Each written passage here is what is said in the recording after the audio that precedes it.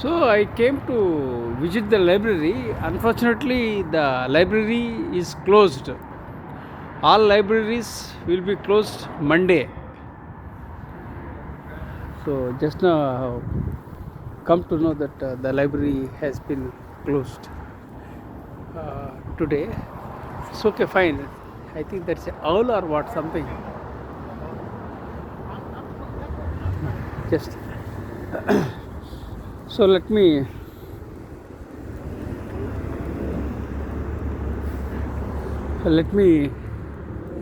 so this is so let me walk forward and I'll return. So so friends I'm walking on the trails of Seattle, and let me introduce myself. My name is Professor M.S. Rao. I have 53 books, including the award-winning book titled See the Light in You, for which the Nobel laureate His Holiness Dalai Lama has written a foreword. I have 43 years of diverse food experience, including in Air Force, business, teaching and training. I'm a late bloomer, dyslexic, ADHD and OCD, and add to that I had a brain stroke in the year 2021. I survived because of my positive psychology, and I don't have two-wheeler, I don't have four-wheeler, and I don't get any pension, I don't have any regular income, and I was born into a toxic family and grew up in a toxic environment. So despite all the challenges, I rose from the ashes like a phoenix. I am 61 years old.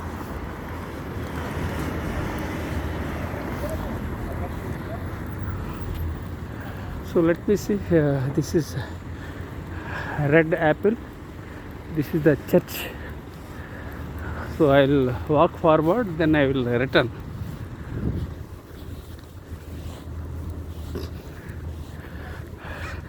It's very cold in Seattle, and just let me have a glance, then I will return.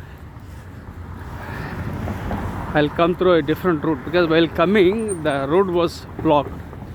I think the pigeons are getting some food. They are given, pigeons are getting some food here. Yeah, when I was in Jodhpur, I used to feed pigeons. I served in the Indian Air Force between 1986 to 1991. I used to feed pigeons in Jodhpur, and of course after I came to India and Hyderabad, I started feeding pigeons. So that's what I am doing. It's nice to encourage birds. So let me take a view of this one. This is Seattle Credit Union Bank. This is a place. This is Beacon Hill Station. This is Red Apple. Now I will walk back. This is then I will start sharing my story, and let me see if because first I have to have a clarity about this way. Just a moment. I want to share my life in a nutshell. So for that I don't want any interruption. So I want to walk smoothly. This is Bank of America.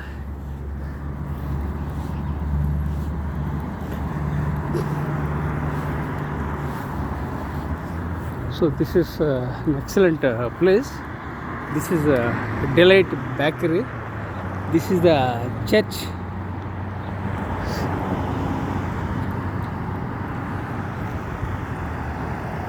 So okay, so I'll go and watch. So I'm planning to go to. I want to go the other side of the road. Yeah, I think it's clear. Okay. So now what I will do, I will walk a different place and return, and it's a great experience. So I just want to, I'm going to a different place and I want to enjoy the viewpoint here. Then I want to return.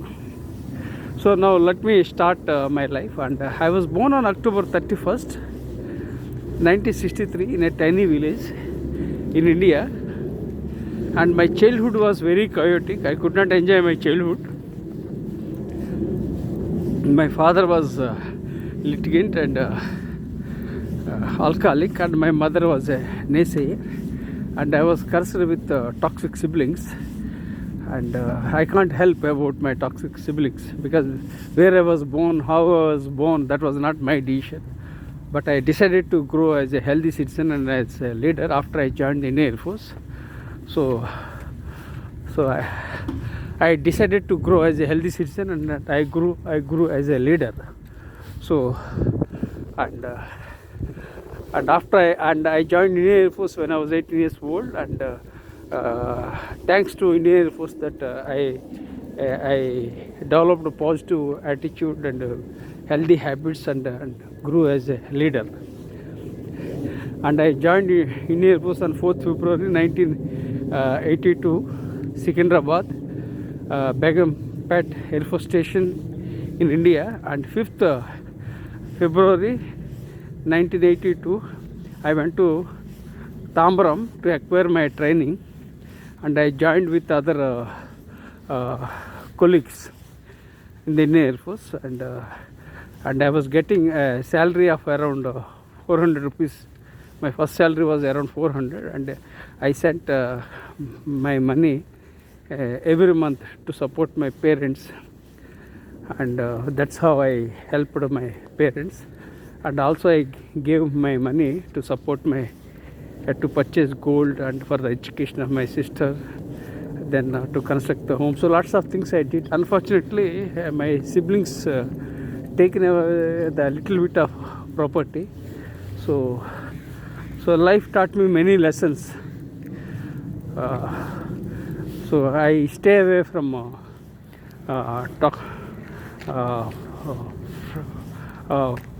relatives. Rather, I love friends rather than the relatives. And friends helped me. For me, friendship is thicker than blood. So Air Force, I created good team of friends in the Indian Air Force. First of all, we get good people from the Indian Air Force, and I enjoyed in the company of good friends. So just I want to take a viewpoint here, then return. This is the point. This is an excellent viewpoint.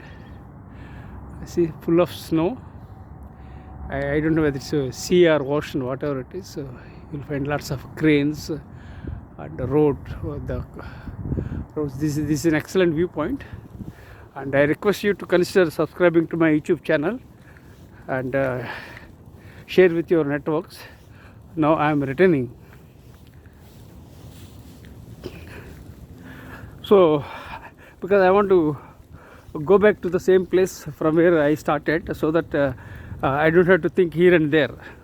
And again, in between there is a signal, traffic signal, so that clearness I should get the green signal at on the road. So I'm very cautious about road signals, because we have to follow the rules.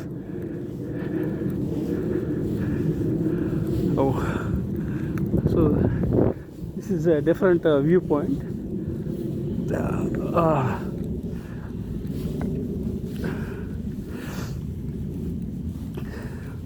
So okay, now I'll circle back to my story. So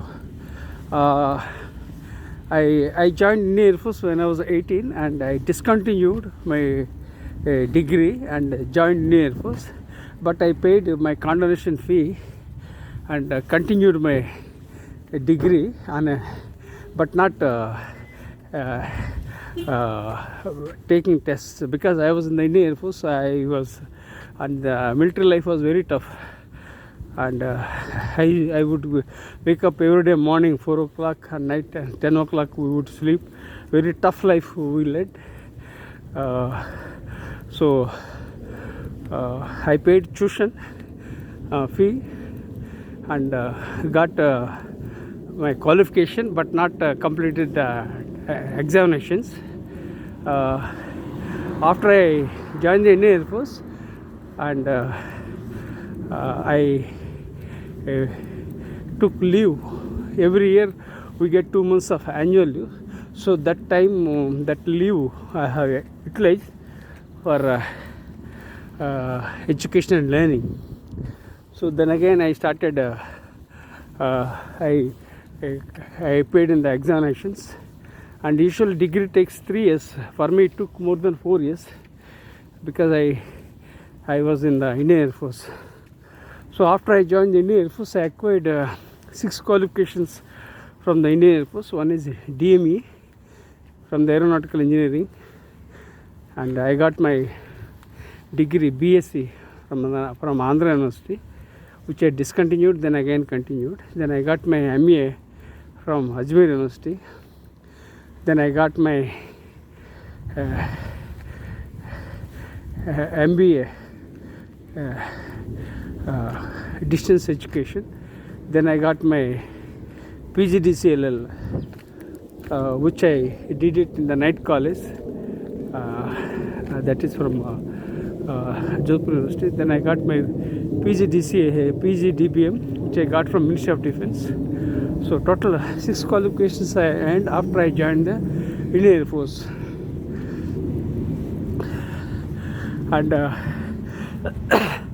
And whatever was available, that I availed. But I was very much passionate about education and learning since my childhood. So that passion led me to acquire 6 qualifications in the Indian Air Force.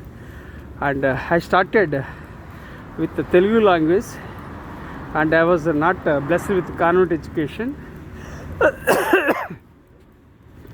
I acquired all the qualifications through private education, and there was no consistency in my education. Why? Because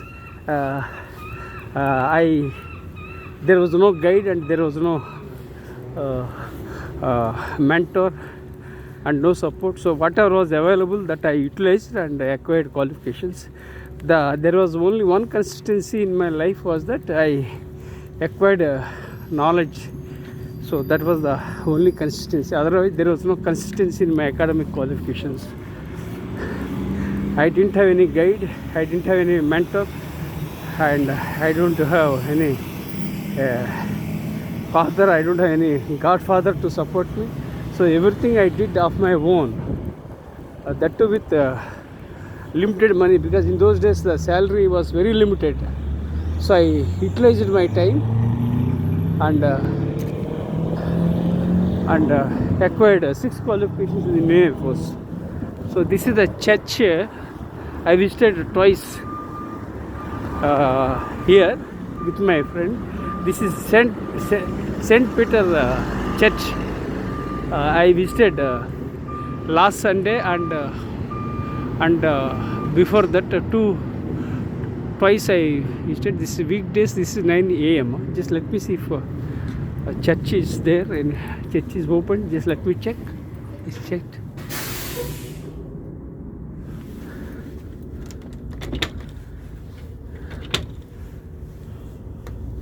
I think the church is closed. This church I visited twice. Sunday I visited twice. Last Sunday and prior to that, the Saint Peter Church, Catholic Church. So I visited. So let me wait for a moment and cross the road.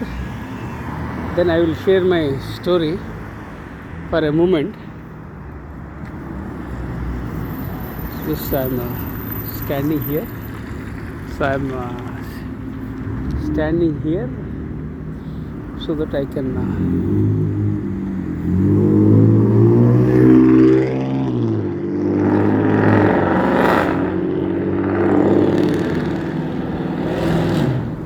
just a moment. I'm waiting.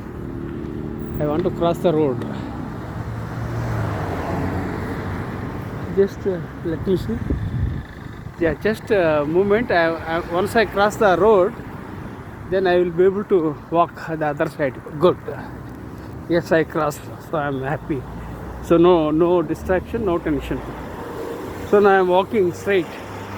So there is no problem for me. Now I'll continue sharing my story. So I served in the Indian Air Force in the lowest rank of a couple for 12 years, and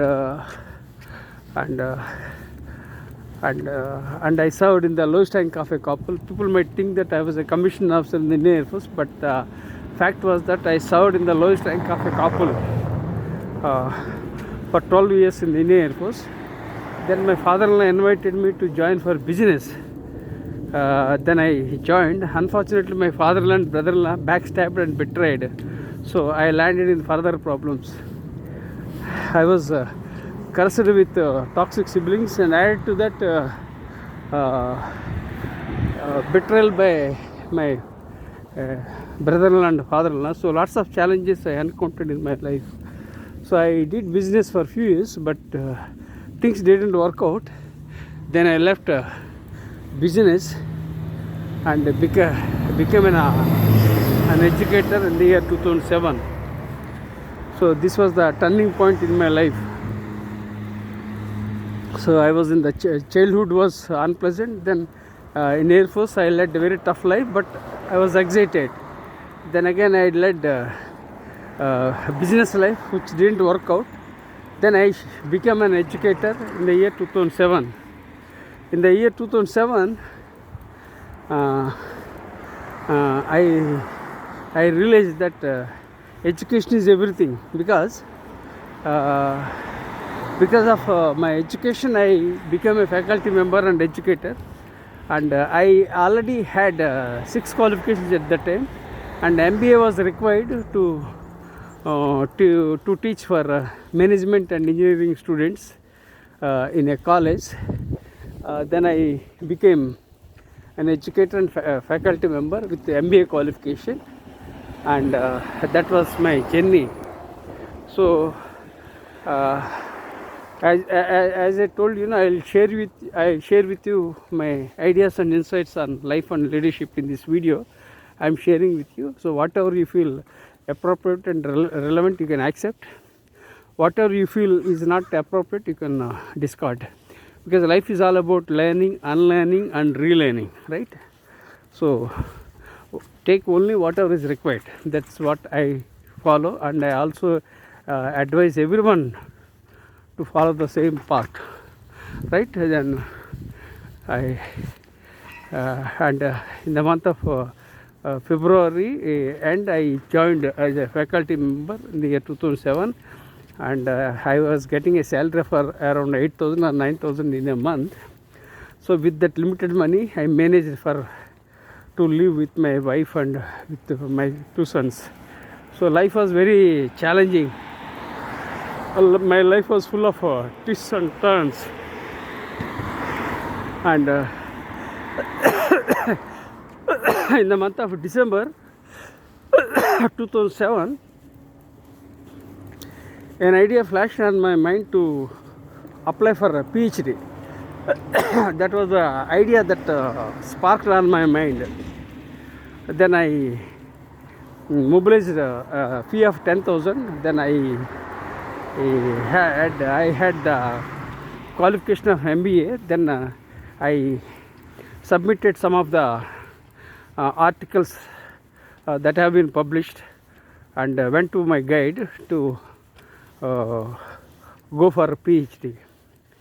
And I was very much passionate about writing, and I contributed articles and published. I contributed articles between 1991 to 93, and I was contributing to various newspapers at that time, because I had passion for writing.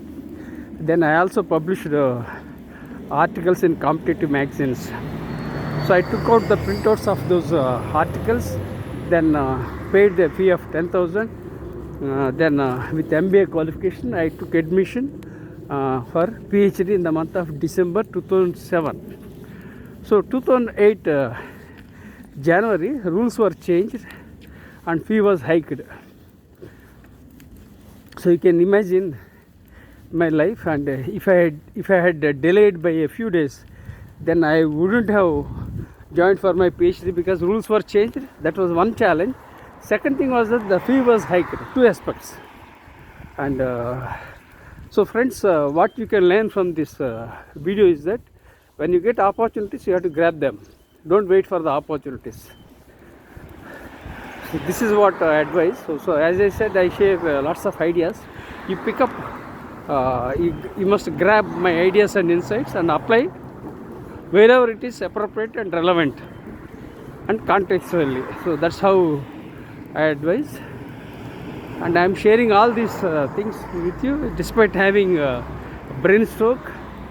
And in Seattle, I am walking and I am sharing. And it's very cold in Seattle, and I am holding with my left hand. And holding my smartphone with my left hand is very stressful and painful, and I can't shift my smartphone from left hand to right hand, as my right shoulder and right hand has been numb for the last 4 years. So despite that, I kept recording and sharing my ideas. So I request you to consider subscribing and sharing with your networks. And sharing is caring. And I am passionate about acquiring my knowledge and sharing my knowledge. And sharing is caring. So whatever I learn, I share with the people. Whatever I observe and learn, that I grab and keep them in my knowledge bank and share with connections. That's what I do it. So please consider subscribing. So now again, so in the month of December 2007, I took admission for a PhD, and I got my PhD in the year 2011, and I made my debut as a non-fiction author in the year 2010, and published 53 books, and I published more than 300 research papers. I published more than 1,000 articles in various national and international magazines, and I was a regular contributor for Entrepreneur magazine, and I serve on the editorial boards of various journals like DLO of Emerald and JVPL of USA. So like that, lots of things I did it. All these things I did within a span of 15 years. So that means 2010 I made debut as a non-fiction author, and 2025, that means 15 years. Within a span of 15 years, I did my best. How I could achieve that much is that I wake up every day morning 4 o'clock, night 10 o'clock I sleep. Throughout the day, I work very hard. I take rest only at my graveyard. So I believe in, I'm a workaholic, and I love what I am doing. So because of that contributions, I came up to this level, and so this is my life. And I made my debut as an author, as a non-fiction author, and I published books in the areas of personality development, teaching, training, education, diversity, mindfulness. So like that, lots of areas I entered. And why I entered a different genre was that I didn't have any guide, I didn't have any mentor, I didn't have any guide, and I did whatever was available within the limited constraints and published this much. This too, I had a brain stroke of 4 years. For the last 4 years, I am not able to type with my right hand, and I am not able to eat with my right hand. So despite limitations, I just worked. If I didn't have brain stroke, if I didn't have COVID at that time, probably I would have published more than 60 books. Probably I would have impacted hugely across the world. But the good news is that I am alive and I am walking, and a trail of Seattle. So this is my life. Now I'm waiting for a moment.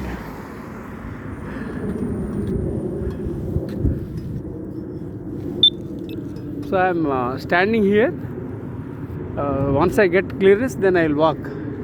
So this is the junction I am standing. Once I get green signal, then I will walk forward. So I am waiting at the junction.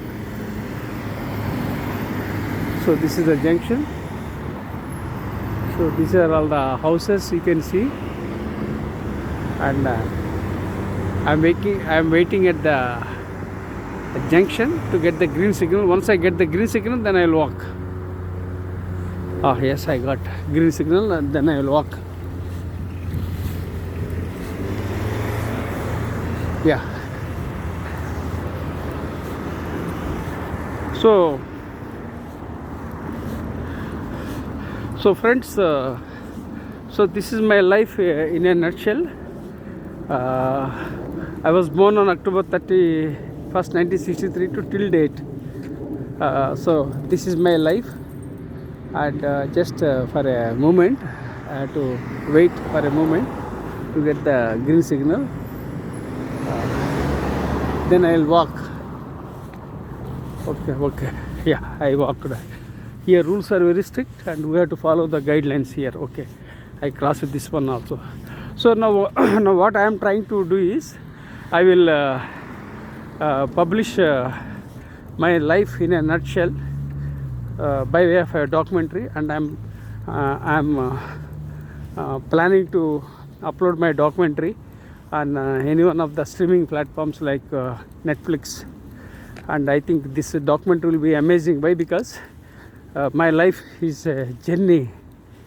It's a kind of struggles, sufferings, betrayals, all the things are involved in my life. So it's a kind of journey in my life. So I want to upload my documentary, and I'm looking forward to sponsors. If there are any sponsors, then I'll give my rights and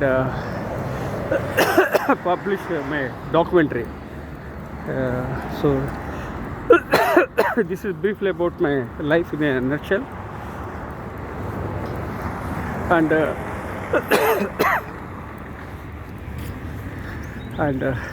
now I'm planning to write a memoir, which is again a different genre. So this memoir, tentatively titled Survivor, this talks about my brain stroke, back pain, betrayal, all the things I would like to share through storytelling. So the title of the book is tentatively Survivor. So once I overcome my health challenges, then I will complete the memoir. And this will be a tiny book, because I can't type lengthy, and I can't publish bulky books. Why? Because of my health challenges. Already I have lots of ideas. Only thing, my health should permit, then I will publish my memoir. So I am a researcher, an author and storyteller, and I research a lot. For me, research is only a comma, not a full stop. I will continue research until my death. So I research a lot. That's what I do it. This is about my life in a nutshell. Now I will share with you various other aspects. Like I would like to share with you about Professor M.S. Rao's 4 a.m. rule.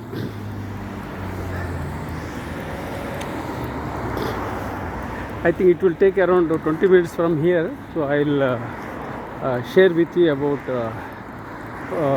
my principles. Professor M.S. Rao's 4 a.m. rule. So this book, this Professor M.S. Rao's 4 a.m. rule flashed on my mind. So you can see the ice. See, it's very cold. So it's slippery. It's ice and slippery. I had to be very careful. So it means there was heavy snow. See, now I have to be very careful. It's icy area. So this is icy area. So I should not fall. Already I have brain stroke, and I should not fall further. So I am walking slowly. This is ice. Oh, my goodness. Slowly I'll go the other side. Yeah, slowly I cross. Yeah, now it's safe. See, you can see the ice here. Okay, so I started Professor M.S. Rao's 4am rule on October 31st, 2024. I started on October 31st, 2024. I started Professor M.S. Rao's 4am rule.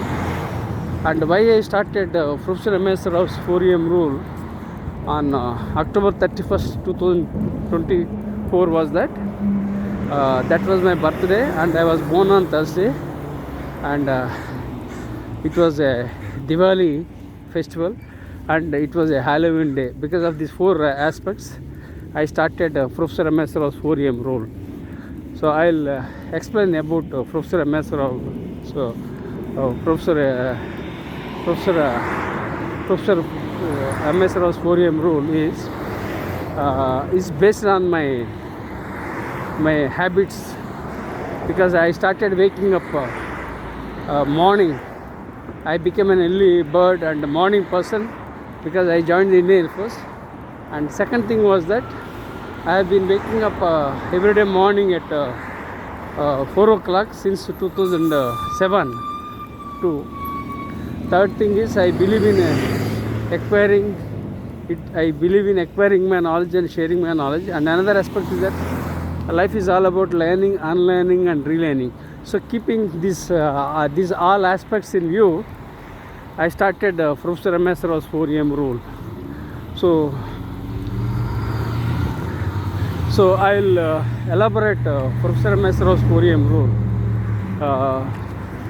So I wake up every day morning 4 o'clock, and I create lots of stuff. I research a lot. Then I generate a lot of stuff by connecting the dots.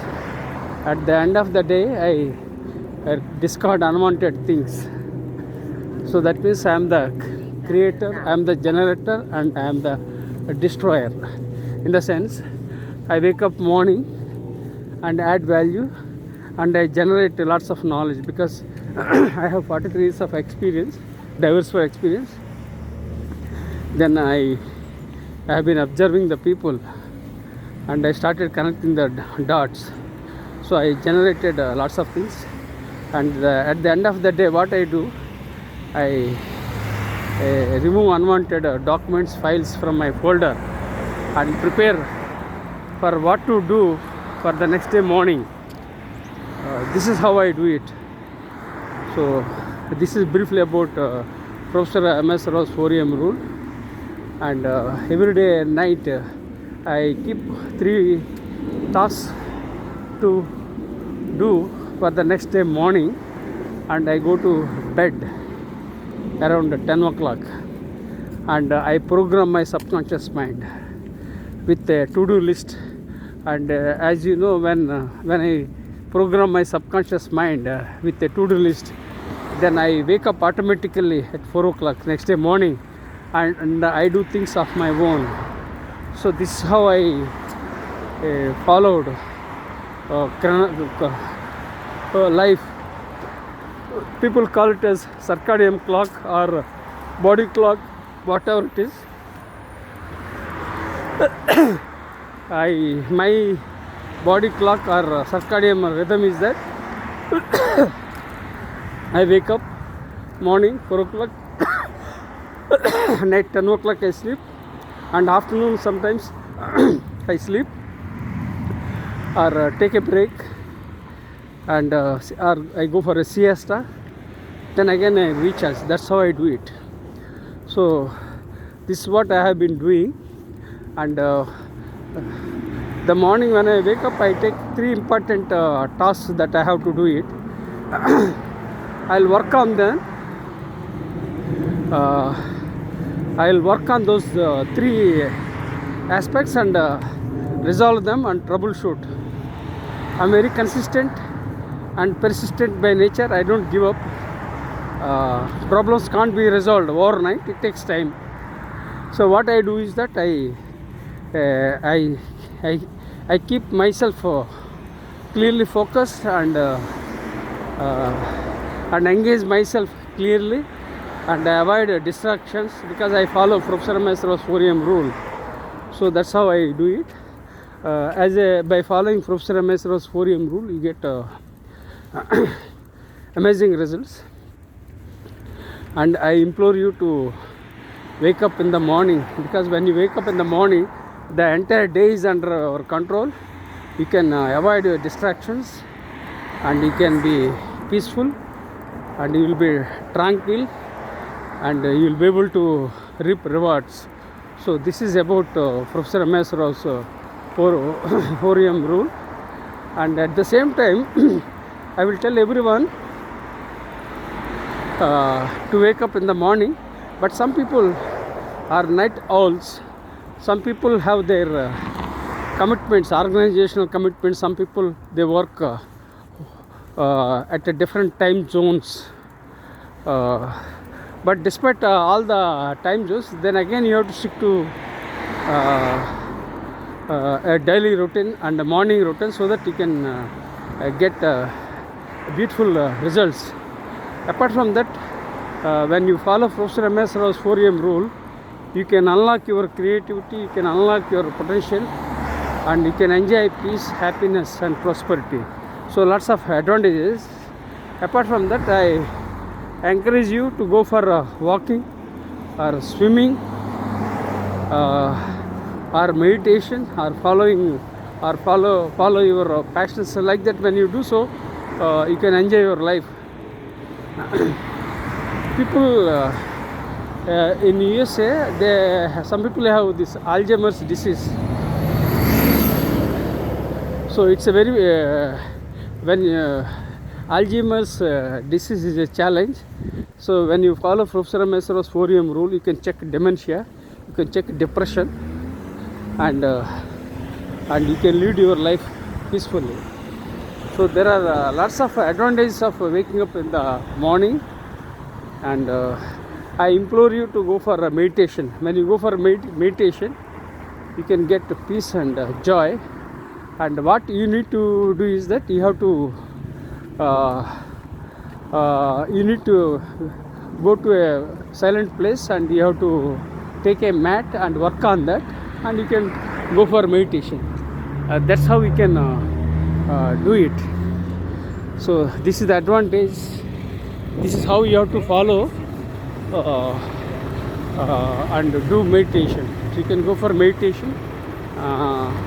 For that, all that you need is to have a mat and go to a silent place and unlock your creativity. And people are doing meditation, and yoga is also good. Yoga is no way connected with any particular religion, and world, it has been approved globally. Yoga has been approved very long back. So you can go for yoga, you can go for meditation. Then what I do was that I can also go for swimming, and I was a swimmer, and I was a gold medalist in a district in India, and I got a gold medal in swimming in the year I think 2007. So friends, you can go for swimming. When you go for swimming, so the entire body will be put to work, because the entire body floats in the water, and there will be flexibility. Even after my brain stroke, I went for swimming, and I have improved my mobility. So like this, lots of things I did it. So you can go for meditation, you can go for yoga, you can follow some creative hobbies, Then apart from that, you can go for walking, and I love walking. As I told you, I don't have two-wheeler, I don't have four-wheeler. I walk. I enjoy walk. So when I walk, I get my mind. When I walk, my mind gets clear. Whatever the clutter is there, that will go away, and I enjoy. And you don't have to invest any money for walking. All that you have to do is to invest your precious time. And time is the most precious thing in this world. So utilize your precious time and go for a walk, and improve your mobility, and achieve happiness. So by following Professor M.S. Rao's 4M rule, you can integrate your from all areas, like mentally, physically, spiritually, emotionally. You can integrate everything, and you can unlock your creativity, you can unlock your potential, you can lead from the front. So this is briefly about Professor M.S. Rao's 4M rule. Then again, when you look at some of the leaders like Tim Cook, he wakes up at I think 3:45, and Bob Iger of Disney wakes up at 4 o'clock. Some of the leaders, they wake up in the morning. I also wake up in the morning, 4 o'clock. It's good to wake up because you can get positive vibes, you can eliminate distractions, you can stay clearly focused on your goals, and you can achieve productivity and performance. So lots of advantages of becoming early bird. But at the same time, we can't force the people, because people have their own commitments, organizational commitments. But overall, it's advisable to wake up in the morning, right? This is briefly about Professor M.S. Rao's 4am rule. So now I'll share with you a different topic. That is, I would like to share with you about what is that called, soft leadership. So now the time, I think around 15 minutes I still have. So I'll talk about soft leadership in this video. If there any time is left, then I can share some ideas and insights. So let me focus on the topic, that is soft leadership. I got my Ph.D. in the year 2011, and I became a faculty member in the year 2007. Then what happened? I was conducting training programs and MDP programs in the year 2010. I conducted EMBA classes, I conducted MDP programs. So when I was teaching and training, then some of the audiences felt that there was a need for a new leadership style, because there were so many leadership styles like delegative, autocratic, and democratic, then again servant leadership. So like there's lots of leadership styles are there, were prevailing at that time. So the audience, some of the audiences felt that there was a need for a new leadership style, because the prevailing leadership styles were not effective. I am talking about in the year 2010. So then, as you know, I have the habit of capturing the ideas. So I capture the ideas and keep my ideas aside. I have a couple of documents like ideas box, triggers. So like that, for every philosophy and every aspect, I have different folders. That's how I created and organized everything. So then I was thinking about soft leadership, and I started researching about soft leadership, and then I started publishing books on soft leadership and soft skills. I think around 10 books I published on soft skills and soft leadership, and this was my journey with soft leadership. Now I'll briefly explain about soft leadership.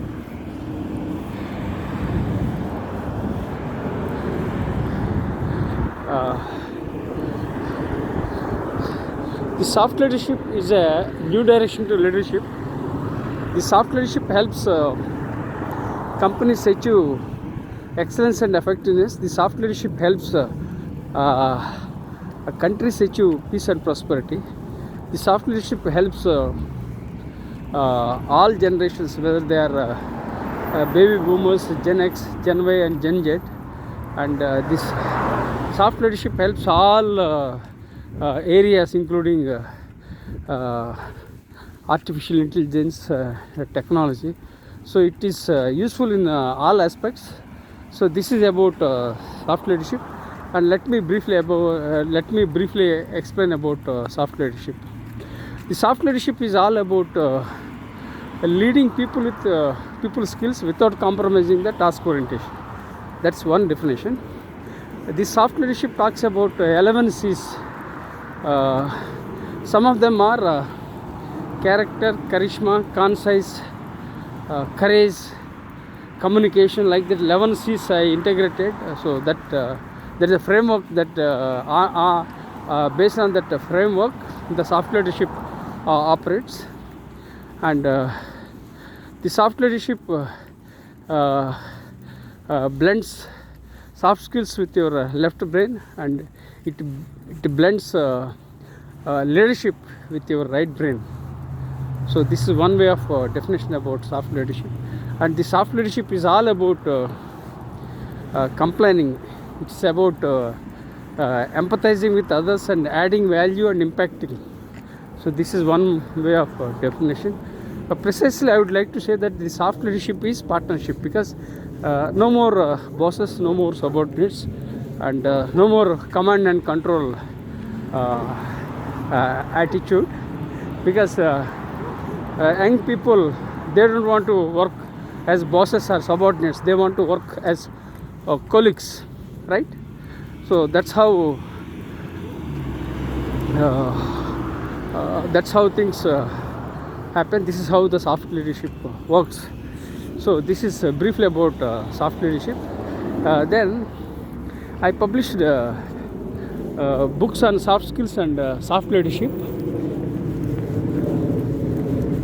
Okay, I crossed the road. And yeah, because I crossed the road. Now I am reaching my home. I think it will take around 10 minutes to reach home.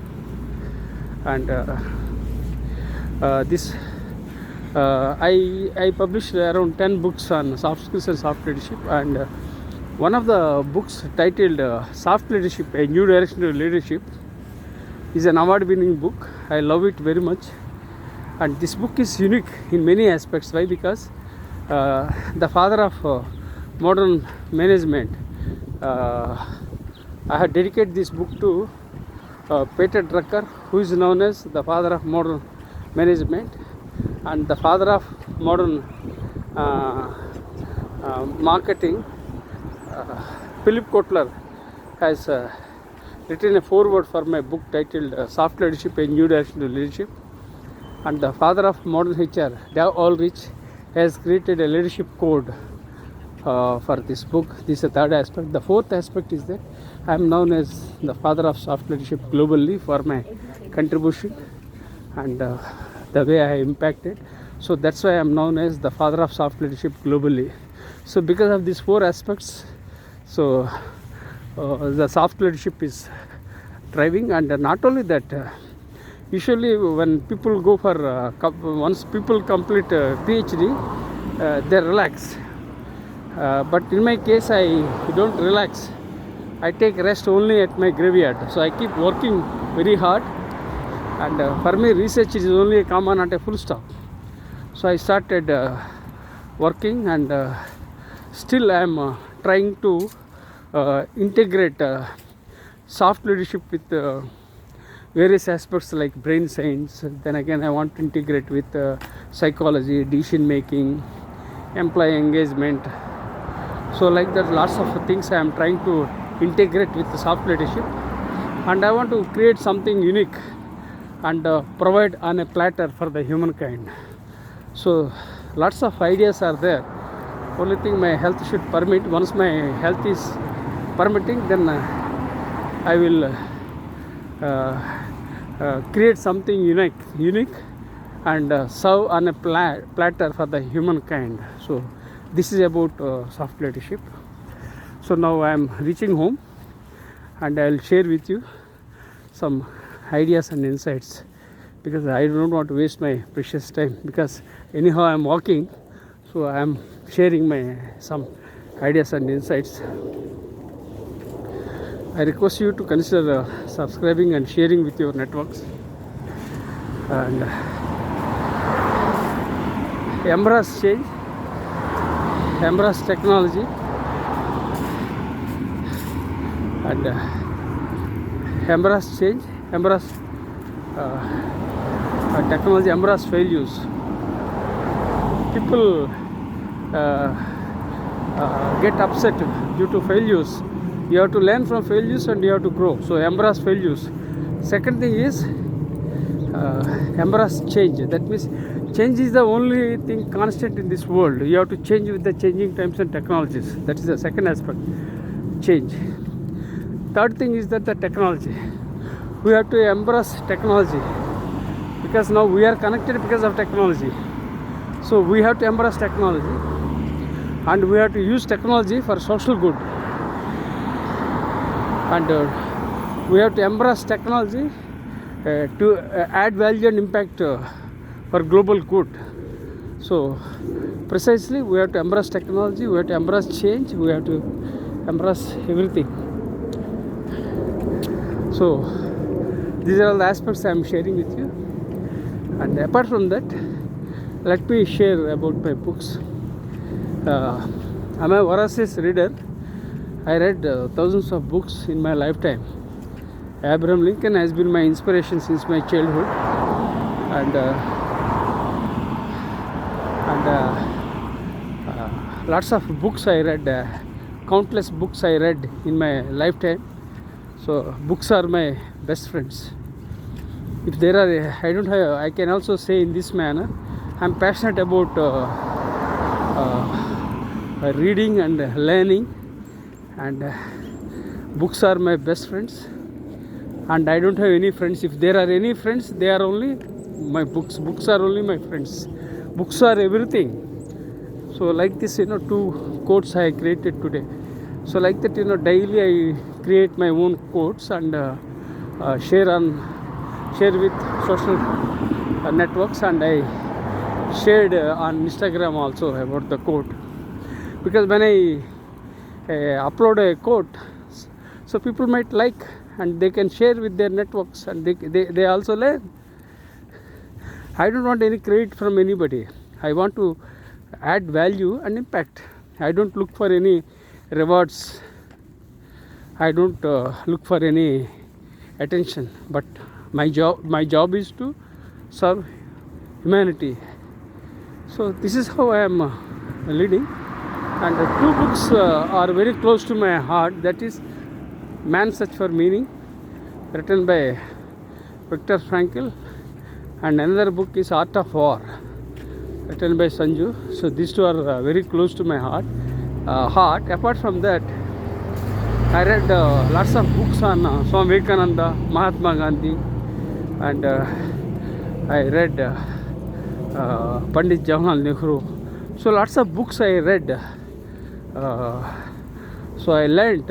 I'm the product of my own books. My books will speak everything. My knowledge will speak everything. So books are everything, and I love books. I'm a bookworm. So this is about my books, and as I told you, I'm planning to write a memoir. So it will be about my health and challenges. So now, apart from these books, I would like to share with you a few messages because I am close to the home. I think it will take around 5 minutes or 4 minutes. So life is beautiful, life is amazing, life is a miracle, life is inspiring, life is all about possibilities, and keep moving and keep rocking. People waste their precious time by thinking about their unpleasant past. I mean, around 30% of the people, they waste their unpleasant past, which will never come back. And people think too much about the future that can't be predicted. So learn to live in the present. Before brain stroke, I was very impatient.